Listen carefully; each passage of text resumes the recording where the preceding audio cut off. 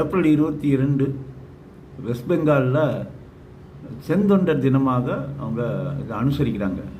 என்ன இந்த செந்தொண்டர்கள் என்ன பண்ணாங்க அப்படின்னா, இந்த கொரோனா காலத்தில் எல்லா வகையான உதவிகளையும் அவங்க, அதாவது சாப்பாடு வேணுமா சாப்பாடு, டாக்டர் எங்கே இருக்காங்களா எங்கே இருக்காங்க, ஃப்ரீயாக கிளினிக் போட்டு கொடுக்குறதா போட்டு கொடுக்குறது, இப்படி ஏராளமான வேலைகளை அவங்க அந்த டயத்தில் செஞ்சாங்க.